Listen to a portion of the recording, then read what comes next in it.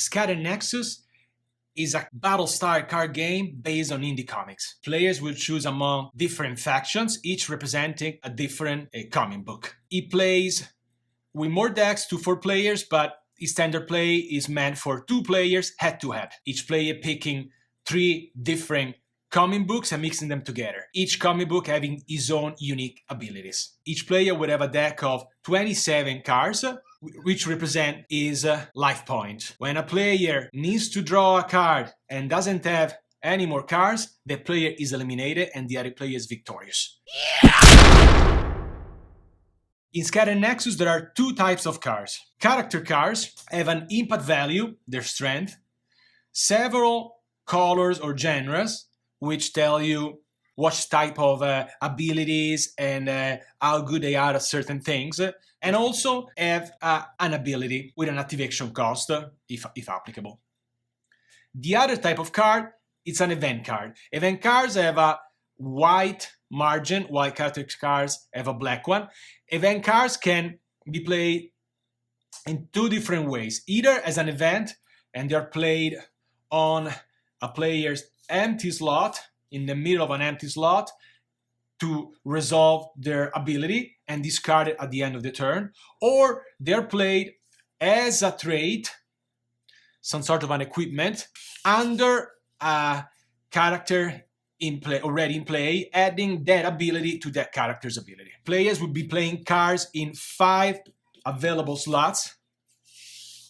Characters are always played on the front area of an empty slot. When damaged, they move to the back zone of an empty slot. So they're played on the front space of an empty slot. Once damaged once, they go down to the back zone of an empty slot. Now, it's important to understand that characters can have the same abilities, they function the same way whether they are in the front or in the back zone.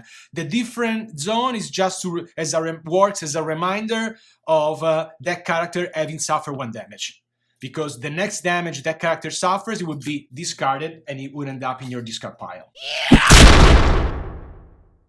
At the beginning of your turn, not of your opponent's turn, at the beginning of the active player's turn, that player refreshed all exhausted cards. Now, it's important to highlight that an exhausted character, it's useless for many purposes. You won't be able to block an attacker. You won't be able to activate any ability that might be on that card.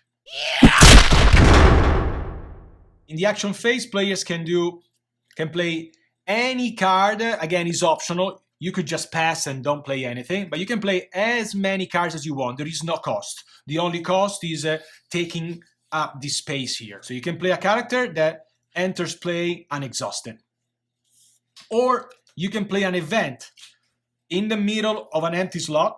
As we said, you can play as an event for his ability. For instance, this one, prevent all damage a player would take this turn. You draw that many cards instead, then discard 3 cards from your hand. Very powerful card, this information. Or you can play it as a trait under a character already in play. It gives the character a special trait, a unique ability that will stay with the character, and if the character is ever discarded, the trait is discarded with the character. Finally, cards can be played can be set as a 1 face down, 1 impact character card. So you would take any card, even an event, play it as a character face down, and it counts as a character having all the symbols available in the game, all the genres, which is very important, you will see, for attack purposes. When you attack, you choose 1 symbol, so this card would always attack if you choose so. And it would have 1 impact. Why would you do this? Well, there are 3 reasons. The first one, you might not have enough characters. What if you have only events and your next turn, your opponent might attack you and you might suffer this many damages? Well, you take an event and create a character. At least you know that you would block an attacker. The beauty of this game is that even the weakest character can block an attacking character.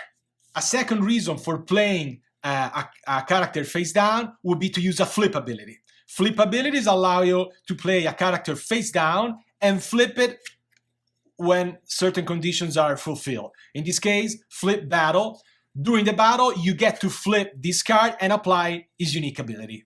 Thirdly, especially if you have a faction that comes with this type of traps, you could just be bluffing.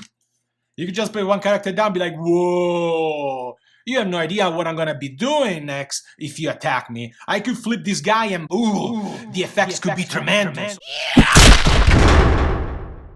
Then there is the attack phase, the core of the game. You want to attack your opponent to thin out his deck and kill him. The attack phase, first of all, you should know that it's optional. If a turn you don't want to attack, especially because you don't want to be counter-attack next turn and not having any defenses, is a good strategy. The first step of the attack phase is declaring which color, which genre you'll be using to attack. In this case, let's say that I'm going for the purple color. Then there is the following sub-phase, exhausting your characters, your attacking character. So I will be exhausting my False the Sturdy and Tess Renazer. Now it's up to the defender to decide whether or not they want to block attackers and how. Let's say you will choose to block with these two. The defender chooses which unit they block with which one of their character they do that. Well, let's say they block Tess Renazer with the goat and False with the Chase Bliss the Void. If you block them, my opponent is safe. He will not be suffering any damage this turn. Then, if a character has more impact than another one, the character, while blocking, doesn't suffer any damages. The weak character or tied character suffer 1 damage and is moved from the front row to the back row or from the back row to the discard pile. There is an exception. If the weaker character has half or less the impact of the attacker, he suffers 2 damages. So in this case, the goat blocked Tess Renazer, and goat, his impact is 2, Tess is 4, goat suffers 2 damages, and from the front row will go to the back and boom, to the discard pile. If my opponent had any characters to defend, for instance, only had this character here exhausted, all the damage would have been inflicted to my opponent, and he would have discarded a number of cards equal to the combined impact values of my attackers. There is a special scenario that we should contemplate. If the defender can choose to block one attacker with multiple units. If he does so, the attacker would be comparing his impact with the combined impact values of the defender. So in this case, 4/4, he would be suffering 1 damage. However, each individual defender would be comparing his own impact to the attacker's impact, and accordingly, in this case, they would have suffered 2 damages each. They would have been removed from the game. After the attack phase is over, we go to the end of turn phase. Players send any event cards that they might have played in the discard pile at the end of the turn. Any end of turn effects happen, and then we go to the final phase of the active player's turn, the draw phase. You draw until you have a hand of 5 cards. An interesting mechanic of this game is the reaction. Players can react to the active player's actions or abilities or attack at any time by playing events. When your opponent, the active player, announces an action or the use of an ability, you can stop him here and say, before you do that, I will do this. So provided you have an empty slot, you can play out of turn an event. One event before he or she gets to use his action or ability. There is an exception. During the attack phase and all the sub-phases of the attack phase, you can play as many events as you want out of turn. Like any other battle style card game, you will get good at this game the more you play, because you will learn all the cards, your opponent cards, the combos that go with the cards. But there are 3 strategy tips that I think could be important to remember. The first one, your deck is your life points.